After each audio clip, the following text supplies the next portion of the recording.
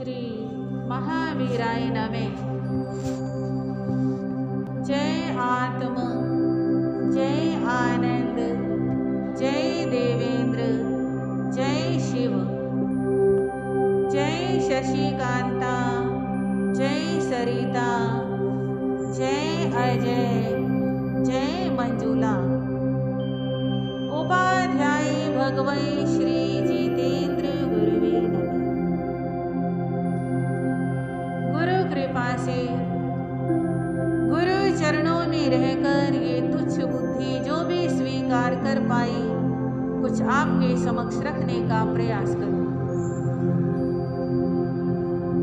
श्रवण भगवान महावीर स्वामी की पावन पवित्र आनंददायिनी कल्याणकारिणी वाणी आप श्रवण कर रहे हैं आर्य श्री धन्य कुमार जी के परम पावन जीवन चरित्र के माध्यम से। आपने सुना महापुण्यवान, महात्यागी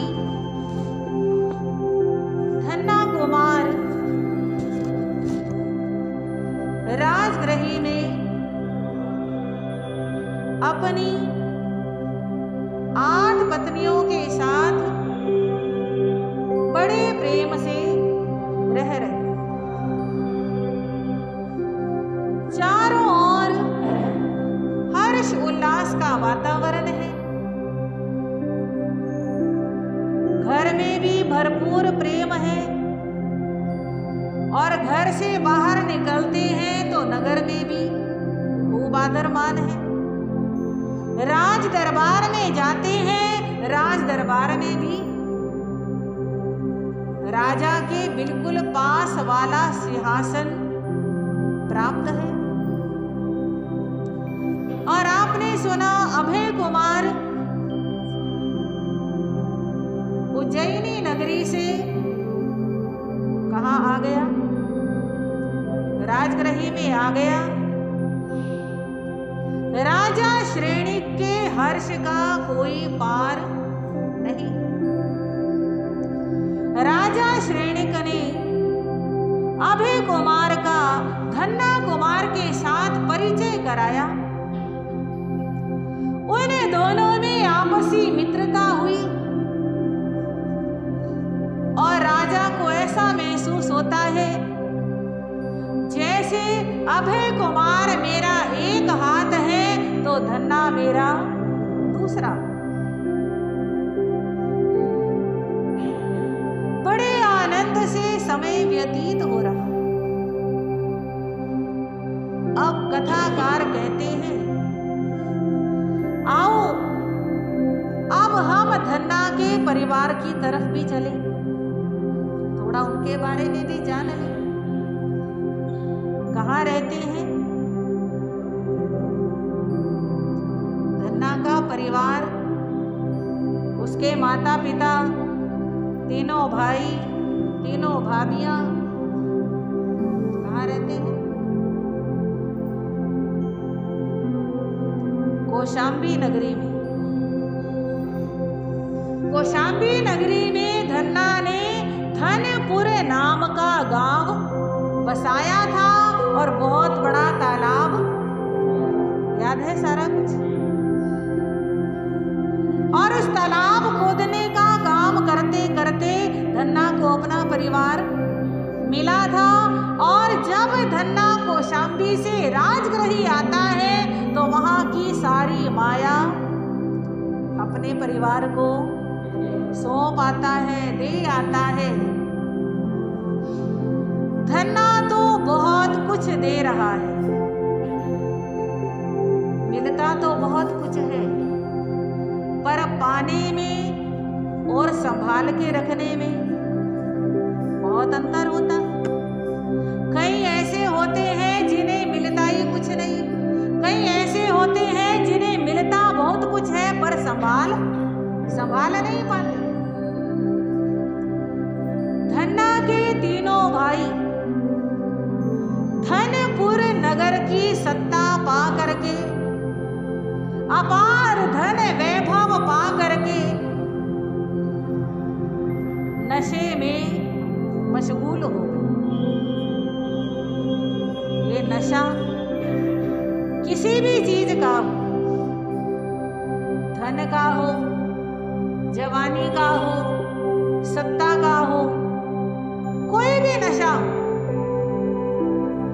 नशा इंसान को बेभान बना देता, बेहोश, पता नहीं चलता हमें क्या करना चाहिए और हम क्या कर रहे। तीनों भाइयों ने धनपुर नगर के ऊपर मन माने टैक्स लगाने शुरू कर। नगर की सेवा करना तो भूल गए। अगर सत्ता मिली है, अधिकार मिला है, तो किस लिए मिला है? कि ज्यादा से ज्यादा लोक कल्याण के काम करें, समाज की सेवा के काम करें, परोपकार और भलाई के काम करें। अच्छे काम करेंगे तो प्रजा सिर पे बिठाएगी, और अच्छा काम कोई करना नहीं, नाजायज तंग करेंगे, परेशान करेंगे तो प्रजा क्यों पसंद करेगी?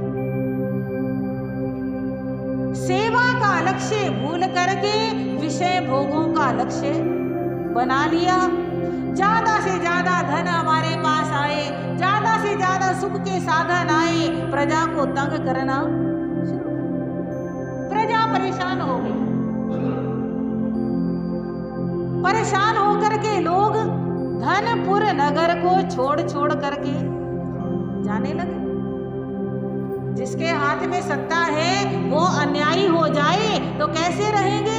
इतनी कमाई नहीं होती जितना हमारा नुकसान ही हो जाता है। लोग छोड़ छोड़ के जाने लगे और ऐसा पाप का उदय हुआ। नगर में वर्षा भी नहीं हुई, वर्षा नहीं हुई, गर्मी बहुत पड़ी, बीमारियां फैलने लगी, कुछ लोग मरने लगे और जो बचे थे वो भी नगर छोड़ के जाने लगे। और कहते हैं कोढ़ में खाज, एक कहावत है। एक तो पहली बीमारी है और ऊपर से खुजली भी चले। ऐसे कोढ़ में खाज के समान एक दिन ऐसी गर्मी पड़ी, नगर में आग लग गई। जो कुछ बचा था वो सारा कुछ खाक हो गया। अब ये परिवार भी घर से बेघर, सब कुछ खत्म। जो लक्ष्मी आती है, माया आती है, वो पुण्य से आती है, पाप से नहीं आती। इसीलिए कहते हैं कभी भी पुण्य कमाना मत छोड़ो।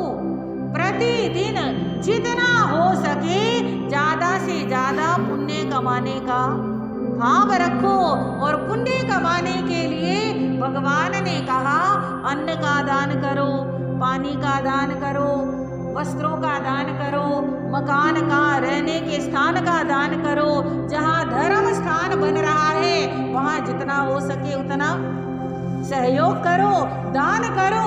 धर्म स्थान के उपकरण दान करो।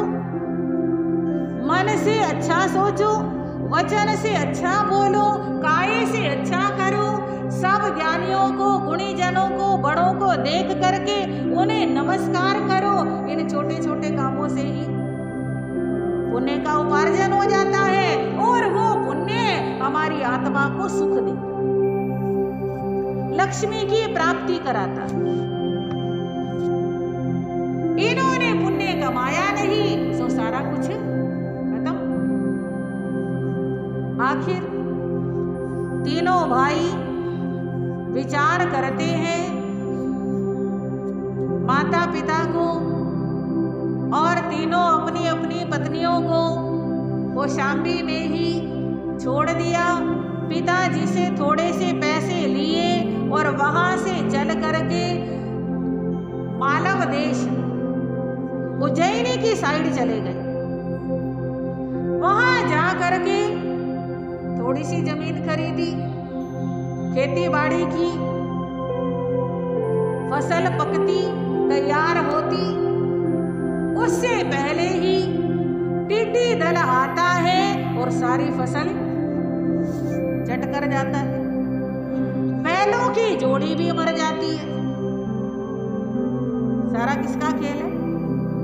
भाग्य का खेल है। जो थोड़ा बहुत बचा उसी को गाड़ी में भर करके ले करके राजगृह में आ गए, जहां पे अब कौन रह रहा है?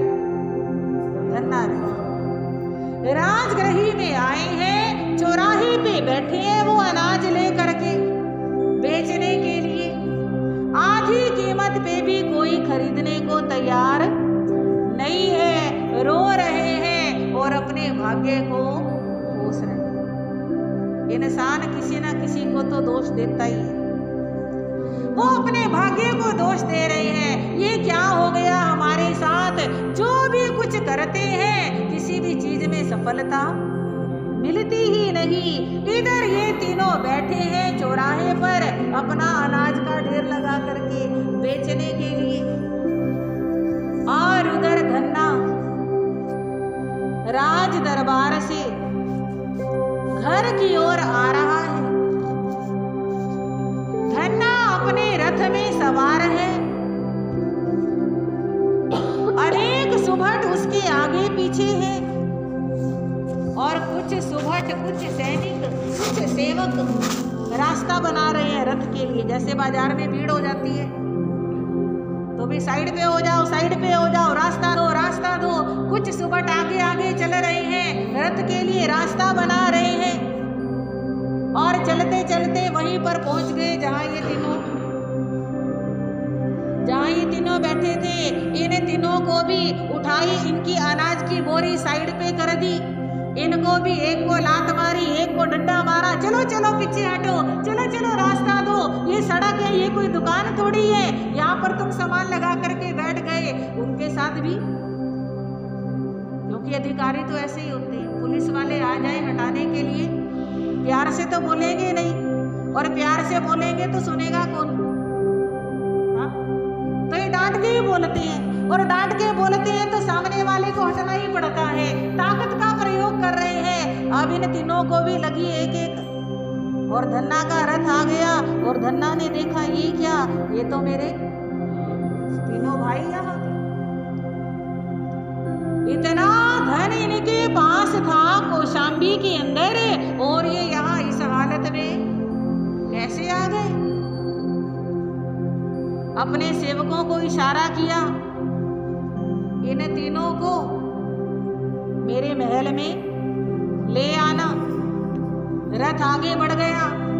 उन तीनों ने तो पहचाना ही नहीं धन्ना को, और धन्ना के कहने से सेवक उन तीनों को धन्ना के पास ले आए, और धन्ना उनसे मिलता है और पूछता है क्या बात हुई, कैसे हो गया ये सारा कुछ, ऐसी दुर्दशा क्यों हो गई? रो रो करके सारा हाल सुनाते हैं, ऐसे हो गया, ऐसे हो गया। कहते चलो कोई बात नहीं, जो हो गया वो हो गया। बीते हुए दुख को याद कर करके रोने से कोई फायदा नहीं है।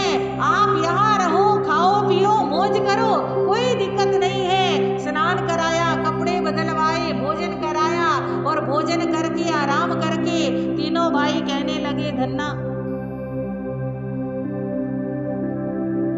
तू तो वैसा का वैसा कमल का फूल है, और हम दुर्भागी ऐसे हैं, हमारे भाग में कुछ है ही नहीं। पर फिर भी तेरे पास रहते हुए हमें बहुत संकोच होता है,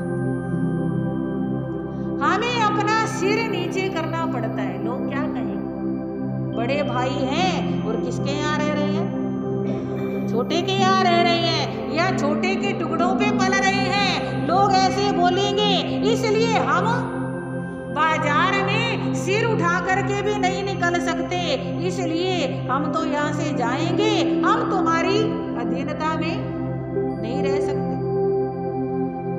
अब अभी भी मन में तो वही कुटिलता है, वही अहंकार है। दुखी हो लेंगे पर झुकेंगे नहीं, मर जाएंगे पर स्वीकार नहीं करेंगे। धन्ना कोई एहसान नहीं करता है, धन्ना कभी अपने उपकारों को गिनाता नहीं है, पर फिर भी वे तीनों पता नहीं किस अहंकार में फूले रहते हैं। कहते हमें नहीं रहना तेरे पास, हम तो यहाँ से जाएंगे। धन्ना कहता है चलो कोई बात नहीं, जा रहे हो तो चले जाओ। तीनों को 14 करोड़ का धन दे दिया। कितना? 14 करोड़ का धन दे दिया। धन ले लिया, ले करके चल पड़े और मन में सोचते हैं ये फिर भी कोई ना कोई एहसान कर ही देता है, हम तो इस पैसे को हाथ नहीं लगाएंगे, हम इस पैसे से भोजन भी नहीं करेंगे, ले जा करके घर वालों को सौंप देंगे। गुस्से में बड़बड़ा रहे हैं और धन को भी संभाल करके छोड़ना भी नहीं है और टांग भी ऊपर रखनी है। ये अहंकारियों का हाल होता है। और भगवान भी कहते हैं अहंकार तो रावण का भी नहीं रहा, अहंकार तो रावण का भी नहीं रहा। आम छोटे मोटे इंसानों की तो बात ही क्या है, चलते चलते जंगल में पहुंचते हैं, आगे से चोर मिल जाते हैं और वो सारा का सारा धन कुछ नहीं कर पाए। अब चोर तो बड़े ताकतवर होते हैं, जंगलों में रहते हैं, भागते दौड़ते हैं, बड़े तरीके जानते हैं, आराम से दे देंगे तो ठीक है, नहीं तो मार भी देंगे। उन्हें क्या फर्क पड़ता है, जान से तो हम जाएंगे। ऐसा सोच करके लाचारी ने सारा धन दे दिया। अब फिर रो रहे हैं। कुदरत भी बार बार सबक सिखाती है, इनको भी कुदरत सबक सिखा रही है। और अब फिर मन में पश्चाताप आता है, माता पिता को जाके क्या मुंह दिखाएंगे और अपनी पत्नियों को क्या जवाब देंगे। जो पिताजी के पास से धन लाए थे वो भी खत्म और जो धन्ना ने दिया था वो भी खत्म। हमारी तो किस्मत बहुत ही खराब है। और अब मन में थोड़ा सा पश्चाताप होता है, थोड़ा सा भाव आता है, हम व्यर्थ ही अपने इतने अच्छे भाई से ईर्ष्या करते हैं, उसके सामने हम झुकना नहीं चाहते। जब हमारा भाग्य है ही नहीं किसी काम का तो हमें झुकना तो पड़ेगा ही। तीनों फिर आ गए राजगृही, फिर धन्ना से मिले। और अब जब धन्ना से मिले तो बड़े विनम्रता से, बड़े प्रेम से कहने लगे, भाई तूने हमारे ऊपर इतनी बार उपकार किया, पर हम ऐसे नीच बार बार तेरा ही बुरा करते रहे। अब हमें अकल आ गई है, अब हम समझ गए हैं कि तू ठीक है और हम गलत हैं। हम जो सोचते हैं वो हमें नहीं सोचना चाहिए। आज हम तेरे से क्षमा याचना करते हैं। अब धन्ना भी मन में सोचता है ये तो बहुत अच्छी बात है कि भाइयों के मन का सारा मैल निकल गया। वास्तविकता तो ये है, हम किसी दूसरे व्यक्ति को बुरा करते हुए देखकर स्वयं भी बुरे हो जाते हैं। हमारे साथ अगर कोई एक बार गलत करता है तो हम भी उसके साथ क्या करते हैं, गलत करते हैं। और अगर कोई बार बार करता रहे फिर तो अच्छाई कर ही नहीं सकते। पर धन्ना जी का चरित्र हमें समझाता है, कोई हमारे साथ कितना भी बुरा करता रहे हम अच्छाई के रास्ते का त्याग ना करें। अगर हम अच्छा करते रहेंगे तो कभी ना कभी सामने वाले की बुराई भी अच्छाई में जरूर बदलेगी। धन्ना ने अच्छाई का रास्ता नहीं छोड़ा तो उसके तीनों भाई भी लाइन पे आ गए। कब तक दुखी होते रहते, कब तक परेशान होते रहते। आखिर धन्ना की शरण में आ गए, धन्ना के यहाँ पर ही रहने लगे। धन्ना ने सेवकों को भेजकर अपने माता पिता और तीनों भाभियों को भी कौशाम्बी से राजगृह में बुला लिया। बुला करके सबकी अलग अलग महलों में व्यवस्था कर दी। सारा कुछ साज-बाज, हर तरह का ऐश आराम, हर तरह का सुख का साधन उनको दिया। अब भाभियां भी खुश हैं, वो तो खुश पहले से ही थी, और अब भाइयों के मन से भी मैल निकल चुका है। माता पिता भी खुश हैं। अब माता पिता की कितनी बहुएं? 11 बहुएं मिल करके सेवा करती हैं। और माता जी आनंद के सागर में गोता लगा रहे हैं। चारों भाई एक हो गए। अभी तक तो स्वभाव अलग अलग था, पर अब स्वभाव सबका एक हो गया। भैया प्रेम जैसी तो कहीं कोई बात हो ही नहीं सकती। पता नहीं क्यों धरती के लोग एक दूसरे के साथ प्रेम से नहीं रहते। दूसरे के साथ क्या, अपने भाइयों के साथ भी प्रेम से रह नहीं पाते हैं। जबकि प्रेम से ऊपर दुनिया में और कोई चीज होती ही नहीं है। अगर प्रेम होता है तो तंगी में भी मन खुश रहता है, और प्रेम ना हो तो अमीरी में भी मन परेशान रहता है। पूरे परिवार में बड़ा प्रेम है, सुख के सारे साधन है, कमी तो किसी भी चीज की है ही नहीं। एक जो कमी थी आपस के प्रेम की, वो भी अब क्या हो गई? पूरी हो। सारा कुछ होने के बाद भी परिवार के अंदर धर्म की लगन कहीं कहीं ऐसे होते हैं। पैसा बढ़ जाए, व्यापार बढ़ जाए, तो धर्म के लिए समय निकालना मुश्किल हो। और ज्यादातर तो ऐसे ही होते हैं। बहुत कम कोई पुण्यवान होता है जिसका पैसा बढ़ने के साथ साथ धर्म भी बढ़े। वरना लोग पैसा बढ़ने के साथ साथ ऐशो आराम,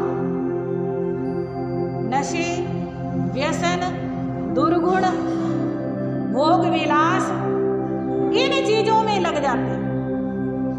और इन चीजों में लगने से जो पहले के कमाए हुए पुण्य है, वो पुण्य बहुत जल्दी खत्म हो जाते हैं। ध्यान से समझना, पहले पुण्य कमाए थे तो अब मिला, अब भोग विलासों में गवा देंगे तो फिर पूंजी तो उतनी है, चाहे कितनी भी हो, खजाने भरे हुए हों, खर्चते रहो खर्चते रहो खर्चते रहो, कमाओ नहीं। हाँ जी, तो कभी ना कभी खजाना खाली होता है। ऐसे पुण्यों का भी खजाना होता है। अगर पुण्य खर्चते रहे खर्चते रहे खर्चते रहे, कमाए नहीं, तो वो पुण्यों का खजाना भी खाली हो जाता है। और जब पुण्य का खजाना खाली होता है तो करोड़पति भी करोड़पति बन जाते हैं। फिर कहते हैं ये क्या हुआ? बाद में पछताने से कुछ होने वाला नहीं, पहले से ही सोच समझ करके चलो। परिवार में धर्म की खूब आस्था है। कोई ऐशो आराम के ऊपर ज्यादा समय खर्च नहीं करता। वही सादगी, सिंपलिसिटी, इकट्ठे बैठ के भोजन करना। अगर भारी भोजन करेंगे तो शरीर खराब, बीमारियां शरीर में आ जाती है, समय खराब और पैसा डॉक्टरों के पास। और कितना ही पैसा हो, सात्विक भोजन करें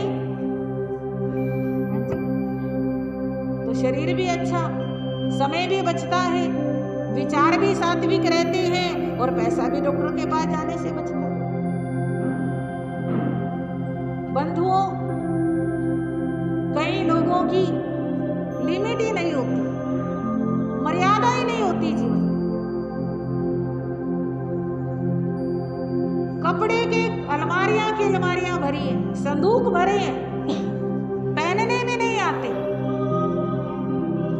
याद भी नहीं होता मेरे पास कितनी साड़ियां हैं, कितने कपड़े हैं, कितने जेवर हैं। तो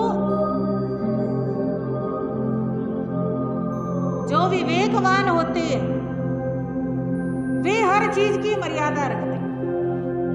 कितनी ही साड़ियां रख लो, कपड़े गहने रख लो, एक समय में तो एक ही पहनोगे। इतने ही जेवर हो, ऐसा तो नहीं एक पहन लिया, दूसरा भी, तीसरा भी, सारे एक ही बार में लाद लिए। हाँ जी, तो कुछ हिसाब होना चाहिए। जितनी जीवन में मर्यादा होती है उतनी जीवन में शांति रहती। कई ऐसे भी होते हैं, स्थानक में आते हैं, श्रावक के व्रत स्वीकार करते हैं, जीवन में मर्यादा ले आते हैं, मेरे को इतने से ज्यादा सामग्री इकट्ठी नहीं करनी, लिमिट में रहते हैं। और अगर कोई नया सामान लेना है तो पहले वालों में से कुछ ना कुछ आगे दे देना है। तो जो देते रहते हैं उनका और आगे बढ़ता भी रहता है। जो देते नहीं है, भरते रहते हैं, फिर पुराने सामान से उनका घर भरा रहता है, नए सामान के लिए जगह ही नहीं होती। जितना पुराना सामान इकट्ठा रहता है वो सारा नेगेटिविटी क्रिएट करता है। तो घर को साफ सुथरा रखना, अतिरिक्त सामान कुछ नहीं रखना, दिमाग में फालतू के विचार नहीं होने चाहिए और घर में फालतू का सामान नहीं होना चाहिए। देखते रहो, क्या चीज काम नहीं आ रही दे दो, क्या चीज मेरे काम की नहीं है दे दो। कहते हैं जो चीज 1 साल तक काम नहीं आई वो फिर कभी काम नहीं आई। उस चीज को क्या कर दो। अब दिवाली की सफाई करते हैं ना, दिवाली की सफाई का मतलब क्या, खाली धूल मिट्टी नहीं निकालनी। दिवाली की सफाई का मतलब साल भर में जो अनावश्यक इकट्ठा कर लिया उस सारे को हम क्या कर दें, अब किसी को दे दें। हमारे घर का कचरा कम होगा और किसी के घर की दिवाली बन जाएगी। जो सामान हमारे काम नहीं आ रहा वो किसी के घर जाएगा, उनके बच्चे खुश होंगे। हमारे लिए जो फालतू है, बेकार है, अगले के लिए वो बहुत कीमती चीज है, बहुत अच्छी चीज है। तो कई बार हम चातुर्मास में ऐसा आयोजन भी कराते हैं। आपकी भावना हो तो देख लेना, मंत्री जी, प्रधान जी की इजाजत हो, अपने अपने घर का सामान, जैसे अच्छी साड़ियाँ, अच्छे सूट होते हैं, बच्चों के कपड़े हैं, गर्म कपड़े हैं, स्थानक में ला के इकट्ठे कर लो और इकट्ठे करके फिर वो झुग्गी झोपड़ियों में या अनाथ आश्रम में या कुष्ठ आश्रम में, हाँ जी, इकट्ठे करके वहाँ पर पहुँचाए जा सकती है, किसी के काम आए और हमारे घर में नया और अच्छा सामान रखने की जगह भी बने। तो धन्ना के परिवार में सब कुछ है, साथ में धर्म भी बहुत है। इंतजार करते रहते हैं कब कोई संत आए, हम उनके दर्शन करें, उनके प्रवचन सुने, उनके चरणों में बैठ करके स्वाध्याय करें, कुछ ज्ञान ध्यान सीखें और जैसी भावना होती है वैसी बरकत भी होती है। नगर में संत आते हैं और लोग तो सब जाते हैं, धन्ना का तो पूरा परिवार जाता है। ऐसा नहीं कि हम क्या करेंगे जाके, माजी चले तो गए, हाँ हमारे पिताजी आते हैं, हमने क्या करना है यहाँ करके, ऐसी भावना नहीं है। जो खाएगा पेट किसका भरेगा, जो खाएगा उसी का भरेगा। अगर माताजी पिताजी आ गए तो इसका मतलब ये नहीं है उनके आने से तुम्हारा भी कल्याण हो जाएगा। वो आएंगे उनके लिए और तुम आओगे तुम्हारे लिए। सबका अपना अपना कर्म होता है, सबकी अपनी अपनी आत्मा होती है, सबको अपने अपने बारे में सोचना है कि मेरी आत्मा कैसे तरेगी। तो पूरा का पूरा परिवार जाता है और गुरुजी का उपदेश सुनते हैं और उपदेश सुन करके आत्म तत्व की जानकारी प्राप्त होती है। मन में भाव आता है कि ये सब तो हमने बहुत कुछ देख लिया संसार में, सुख भी बहुत देखे और दुख भी बहुत देखे। सेठ घनसार मन में विचार करता है, अब मेरे लिए और कुछ देखना बाकी नहीं रहा, अब तो मैं क्या ले लूं, दीक्षा ले लूं। घनसार ने कहा, गुरुजी मैं दीक्षा लेना चाहता हूं। गुरुजी कहते हैं, बहुत अच्छी बात है, शुभ कार्य करने का भाव मन में आए तो उसमें देरी नहीं करनी चाहिए, अच्छा काम तुरंत कर डालना चाहिए। तीनों भाई भी कहने लगे कि पिताजी आपने मुंह से कह दिया और हम बस कहने ही वाले थे कि हम भी क्या लेंगे, दीक्षा लेंगे। अब हमने भी संसार में रहना नहीं है। तीनों भाई भी तैयार हो गए और तीनों भाभियां भी तैयार हो गई और 8 सदस्यों ने एक साथ दीक्षा ग्रहण की और धन्ना कुमार ने श्रावक के व्रत स्वीकार किए। श्रावक के व्रत जीवन में स्वीकार करने बहुत जरूरी होते हैं। साधु नहीं बन सकते, पूरी तरह से त्याग नहीं कर सकते, तो कम से कम श्रावक के व्रत ये भी हमारी कमाई है, ये भी हमारी आत्मा के कल्याण के लिए बहुत जरूरी है। हवाई जहाज में नहीं बैठ सकते तो रेलगाड़ी में तो हाँ जी बैठ ही सकते हो, कम से कम कुछ तो आगे बढ़ो। मनुष्य जीवन मिला है, यूं ही गवा दिया तो कुछ फायदा नहीं है।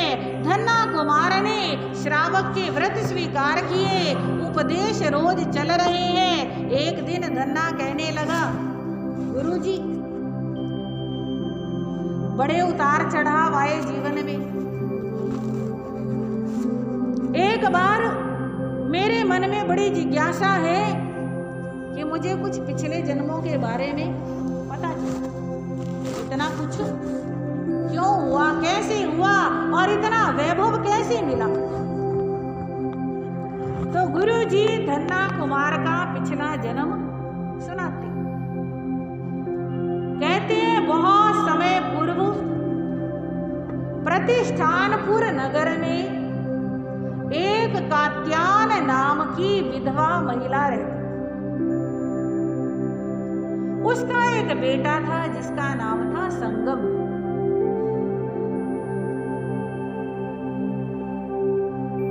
जब कमाने वाला कोई नहीं है तो जो है उन्हें कोई कुछ ना कुछ करना पड़ेगा।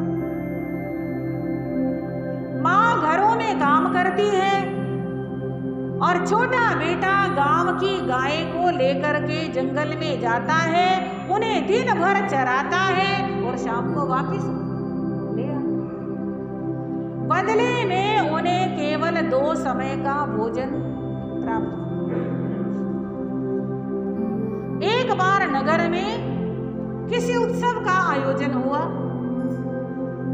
घर घर में खीर बनी। उस बच्चे के मन में विचार आता है कि मेरे को भी खीर खानी है। माँ से कहने लगा, माँ मुझे भी खीर खानी है, खीर बनाओ। माँ कहती है, बेटा 2 समय का भोजन बड़ी मुश्किल से मिलता है और खीर हमारे घर में कहाँ से बनेगी, ऐसी कैसे बन सकती है? पड़ोसनों ने सुना तो पड़ोसनों ने थोड़ा थोड़ा सामान,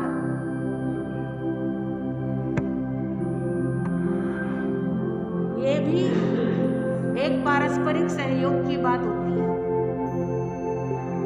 पहले लोग मोहल्ले में रहते थे, अब भी जो लोग मोहल्ले में रहते हैं एक दूसरे का सहयोग करते हैं। कभी अपने घर में कोई चीज नहीं है तो पड़ोसी से ले आए, और कभी पड़ोसी के यहाँ नहीं है तो अपनी चीज दे भी दी। लेन देन भी चलता है, मेल जोल भी चलता है, एक दूसरे के दुख सुख भी पता होते हैं। पर आजकल जो बड़ी बड़ी कोठियां बनती हैं, बंगले बनते हैं, या जो फ्लैट बनते हैं, सोसाइटियां बनती हैं, उसमें तो ये पता ही नहीं होता कि मेरे दरवाजे के बराबर वाले दरवाजे के अंदर क्या हो रहा है। तो मोहल्ले में रहने से भी आपस में बड़ा प्रेम बढ़ता है, एक दूसरे के बच्चों की सुरक्षा रहती है। बच्चे गली में खेलते हैं, सब इकट्ठे मिलकर के खेलते हैं तो सबकी निगाह रहती है बच्चों पे। और कोठियों में रहने वाले, फ्लैटों में रहने वाले तो इस सुख से वंचित ही रह जाते हैं।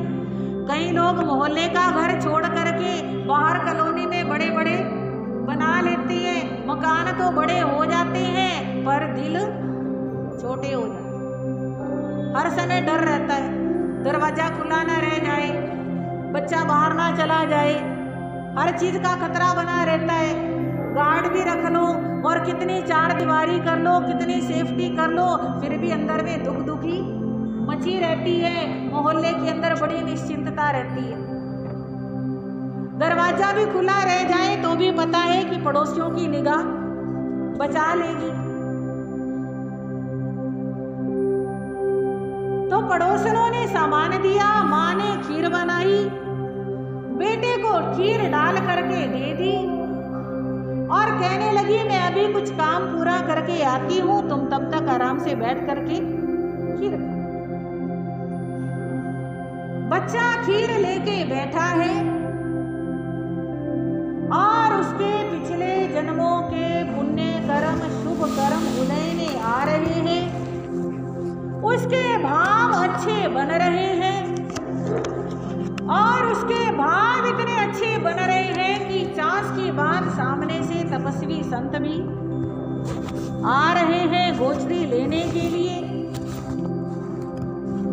वो बच्चा उन संतों को बुला के लाता है और अपनी थाली की सारी खीर उन्हें बहराता है। संत लेके चले जाते हैं और वो बच्चा थाली को चाट रहा। माँ वापस आई, आकर के देखा इतनी खीर बच्चा खा गया, बड़ा भूखा था। बेटा और दे दूं? हाँ दे दो। और डाल दी, वो भी खा ली। माँ को तो ये पता ही नहीं कि पहली वाली खीर उसने खाई नहीं है। बच्चे के पेट में दर्द होता है, आयु पूरी होती है और वो धन्ना के रूप में जन्म लेता है। धन्ना और शालीभद्र इन दोनों के पिछले जन्म एक जैसे हैं। कई बार एक जैसी घटना कई जगह पे घट जाती है। जरूरी थोड़ी कि एक घटना एक के साथ घट गई तो दूसरे के साथ नहीं घटेगी। तो शालीभद्र की भी यही कहानी आती है। शालीभद्र का पिछले जन्म में संगम नाम था और धन्ना का पिछले जन्म में दत्त नाम था। अंतर बस इतना ही है, धन्ना का नाम दत्त और शालीभद्र का संगम। कहानी लगभग वही सेम मिलती जुलती है, स्थान का अंतर होगा। ये प्रतिष्ठानपुर में घटी, वो कहीं और घटी होगी। तो इस प्रकार धन्ना ने पूर्व जन्म में दान दिया, उस दान के परिणाम स्वरूप इतना उसका पुण्य जागा कि लक्ष्मी उसके पीछे पीछे।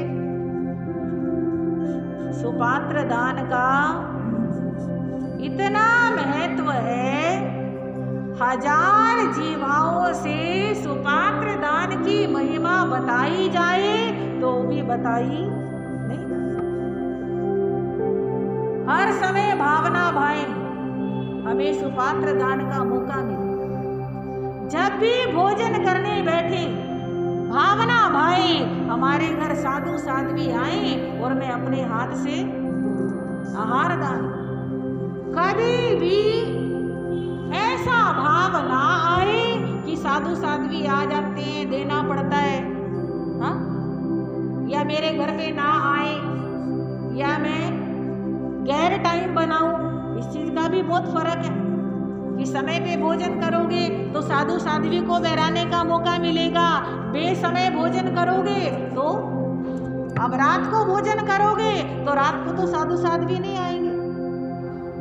तो समय पे अपना भी समय बना करके रखो कि हम दिन से भोजन करेंगे, हम रात को खाना नहीं खाएंगे। और दिन से करने का भी ये मतलब नहीं कि 6 बजे दिन अस्त होता है तो 6 बजने में 10 मिनट पे रोटी उतारी, दिन की सब्जी के साथ खाई। और कई लोगों का ऐसा भी हिसाब होता है, हाँ? दिन से भोजन करने का मतलब कि साधु साध्वी को बहराने की भी भावना रहे। इस हिसाब से तैयारी रखना तो सुपात्र दान का इतना बड़ा लाभ मिला। अब कहते हैं सुभद्रा को मिट्टी क्यों ढोनी पड़ी? सुभद्रा के पास इतना कुछ, उसका शालीभद्र जैसा भाई, रन्ना जैसा पति, उसे क्यों मिट्टी ढोनी पड़ी? उसका भी कोई कर्म होगा। कहते हैं हाँ इसका भी कर्म है, क्योंकि बिना कर्म के तो फल आते ही नहीं। पूर्व जन्मों के अंदर एक बार इसने धन के मद में आकर किसी स्त्री को कहा था चल चल काम कर, मिट्टी ढो, या कोई खजाने नहीं दबे पड़े हैं जो ऐसे ही तेरे को दे देंगे। आम बात, हाँ आम ही बोल देते हैं ऐसे, पर ऐसे ऐसे छोटे छोटे कर्मों का भी फल भोगना पड़ता है। तो किसी के साथ धन के अहंकार में आकर के ऐसी कड़वी बात बोली तो उसका फल इसको खुद को इस रूप में भोगना पड़ा। तो तीनों भाइयों को बार बार नुकसान क्यों उठाना पड़ा? उसके पीछे भी कोई ना कोई कहानी होगी, कोई ना कोई राज होगा। कहते हाँ इसके पीछे भी राज है। ये तीनों लकड़हारे थे, लकड़ी काटने जंगल में गए, अपना भोजन साथ में लेकर के गए। जब भोजन करने बैठे तो इन्होंने संतों को देखा और संतों को इन्होंने भोजन दान दिया। भोजन दान दे के प्रसन्न भी हुए। शाम को जब घर पे आए तो घर पे भोजन इनको मिला नहीं, भूखे रहना पड़ा। अब भूखे रहना पड़ा तो इनके भाव खराब हो गए। मन में विचार आया दिन में जो भोजन था वो हमने संतों को दे दिया, तो दिन में भी हमने भरपेट नहीं खाया और अब भी भोजन नहीं मिला। इसका मतलब दान करने से अगले जन्म में तो क्या मिलेगा, इसी जन्म में भूखा रहना पड़ गया। तो दान करो, कभी दान का पछतावा मत करो। इन्होंने दान दिया और दान की 4 बार निंदा की। कितनी बार? 4 बार निंदा की। और इस वजह से इन्हें 4 बार बड़े बड़े नुकसान उठाने पड़े। प्रतिष्ठानपुर से सब कुछ खत्म, उज्जैनी से सब कुछ खत्म, राजगृह से सब कुछ खत्म, और कौशाम्बी से भी, याद है ना पूरी की पूरी घटना। तो सब जगह से इनको मिलता बहुत कुछ, पर सारा कुछ फिर क्या हो जाता, खत्म हो जाता था। तो इस प्रकार इन्होंने दान का पश्चाताप किया तो इन्हें ये फल उठाना पड़ा। अब इस घटना को सुन करके सबके मन में भाव आता है कि दूसरा गलती करे, उसकी गलती से हम क्या ले लें, शिक्षा ले लें। हम कभी ऐसी गलती नहीं करेंगे। उपदेश जो सुनता है उस पर प्रभाव भी कुछ ना कुछ जरूर पड़ता है। तो मुनि जी कुछ समय वहां ठहरते हैं और 8 नव दीक्षितों के साथ वहां से विहार करते हैं। धन्ना अपने घर में मस्त है, पर घर के साथ साथ अपने श्रावक के व्रतों का पूरी विधि विधान से पालन कर रहा है। सुबह शाम प्रतिक्रमण, सामायिक जाप, महीने में 6 पोषद, स्वाध्याय और जो कुछ बनता है ज़्यादा से ज़्यादा दान पुण्य कर रहा है। धन्ना भी दीक्षा लेगा, उसकी 8 पत्नियां भी दीक्षा लेगी, और कौन कौन दीक्षा लेगा इनका भी कुछ प्रसंग बनेगा, वो आप आएंगे सुनेंगे, आपको पता चलेगा। इन्हीं शब्दों के साथ आज के